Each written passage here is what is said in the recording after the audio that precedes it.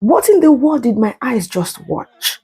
Sujimoto himself, the billionaire lifestyle king, city slicker, the man who always sells himself as Nigeria's poster boy of luxury, suddenly in a video breaking down in tears like a Nollywood script gone wrong. Oh God, I actually cringed so bad. Let's look at the entire project. How much have we spent? Till the last day I was in the project. I was there till the last day. They asked me that how much have we spent in the project? And I put my foot. They took us to court and we told the court we don't want to fight with the government. Let's agree. How much do we owe you? And there was an agreement with them, and now they declared me wanted. They destroyed my company that I built with them. But I'm going to go there. I'm going to EFCC office. I'm going to go and clear my name. In the last 2-3 years, prices have just gone crazy. If I'm doing my project, it's delayed, 5 years delayed. Something I could have done with 2 years. Prices of things changed. The economy went sour on me. Tell me, were those tears real? Was he really in pain? Or was it just another poorly scripted PR stunt to win public sympathy? Because nothing in that video looked like the smooth talking, larger than life Suji we all know. The same man who could sell sand in the desert and snow to Eskimos. And all this drama for what? Because EFCC declared him wanted over alleged money laundering and diversion of funds. Okay, businessmen go through this kind of challenges every day now. A real business mogul would have walked into EFCC's office with his battalion of lawyers, faced the music, and come out with a strong statement like, "This is business misunderstanding. We will resolve it legally. Case closed. Everybody agawa, what is all this thing you are embarrassing yourself?" Huh? But Suji, no. He chose to make a video crying crocodile tears and dragging the country into his soap opera. In that moment, he didn't look like a business titan. He looked like a meme waiting to happen. Now, let's come down to the main gist. If Sujimoto truly collected Enugu people's money, did a shoddy job, and then pocketed the rest, he must face the law. No sentiments aside. No, my people, pity party. Nobody begged him to collect the contract. If you collect government money meant for the people, then you must deliver quality work. Full stop. Let's even ask, is it that Enugu State does not have reputable contractors that Governor Peter Mbah had to fly all the way to Lagos to hire Suji? And guess what?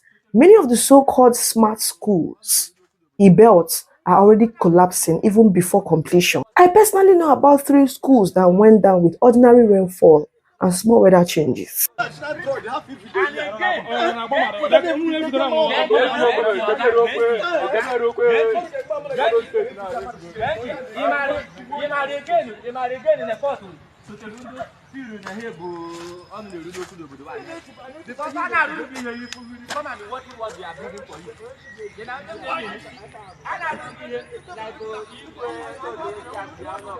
Schools that should serve our children for decades are already falling apart because of substandard materials. Is that not wickedness? Suji.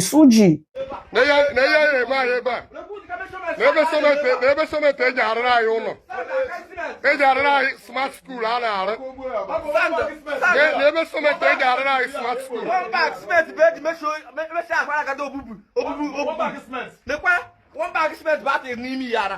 This is why contractors handling government projects must learn transparency. Public money is not for champagne parties or flashy Instagram lifestyles. It is meant to change lives, to build lasting structures, to impact communities. When project fails, it is not just bricks that fall. It is children's future. It is public trust. It is hope that crumbles. And it pained me because most of us admire Suji. He was proof that you could rise from the bottom with grit, brilliance, and a little bit of luck. We ignored his arrogance, his overblown ego, because we thought his story inspired young hustlers. For this display, this online crying session, it has destroyed that image. Wallahi, look at other great businessmen who faced storm. Aliko Dangote once went broke in the 1990s, but he fought back and built Africa's biggest conglomerate. Femi Otedola himself once admitted he once stood on the edge of ruin, billions in debt, even contemplating to end it all. But he fought back like a lion. That's what real titans do. They don't cry online, they fix their mess. So Suji, go fix yours. Suji, at worst, you either pay back the money or finish the job. That's why lawyers exist, to negotiate, to settle, to buy time. But to go online and beg for pity from those you never invited to your champagne tables, that's hypocrisy, man. How far? My brother, face your music like a man. Sort out your mess, complete the jobs, and rebuild your name if you can. But this crying performance, it only dragged your empire into shame.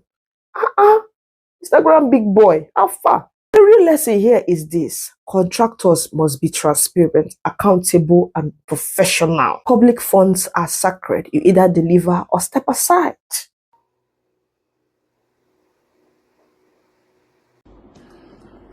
I'm not a thief and I'm not a fugitive.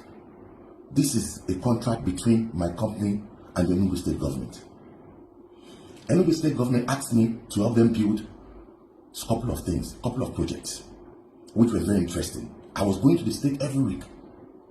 In the middle of the project, they said, okay, the governor said he wanted to build a city. And he wanted to build the tallest building in Nigeria, 69-story building. I designed it and gave it to him. He said, okay, keep it aside. He said, while you are waiting for this, please help me do these schools. That we have money, but we don't have people that can do it. I've never done this type of schools before. But I knew it was cement and concrete and machinery. I knew it was arrangement. So I said, okay, let me give it a try. I told the governor, I said, this project is impossible because of the pricing, the cost of it is too low to build. The governor said, don't worry, just help me do these schools. And later you make money from the schools, but you make money from the other projects, which I was very happy with. Right there, I mobilized 42 engineers to the states. I took a house in the state. I love the state. I went to the state. And I was there doing the job. I was traveling from Eziagu to different local governments. I had an accident that my back got broken. But I didn't tell anybody. Now, the contract was frustrated. When we took the contract, at every point, I knew that it was difficult to do it because of the pricing. Now, when we took the contract, cement was 7,000. By the time we left, cement was 10,000. I faced a lot of people. Sometimes we are in the villages, my stars are being shot at. Sometimes they will have some people come, they will bring guns and shoot at them. I was still there. But at the end of the day, things went sour between myself and the government. And I was still there. If I had money, I would continue the project, but I had my other projects. I had stress on my other project that I wanted to do. Now, they took me to court. And I said, okay, let's look at the entire project. How much have we spent? Till the last day I was in the project. I was there till the last day. Then I asked me that how much have we spent in the project? And I put my foot. They took us to court. And we told the court, we don't want to fight with the government. Let's agree. How much do we owe you? And I was in agreement with them. And now they declared me wanted. They destroyed my company that I built with my hand. But I'm going to go there. I'm going to the EFCC office. I'm going to go and clear my name. In the last 2-3 years, prices have just gone crazy. If I'm doing my project, it's delayed, 5 years delayed. Something I could have done with 2 years. Prices of things changed. The economy went sour on me.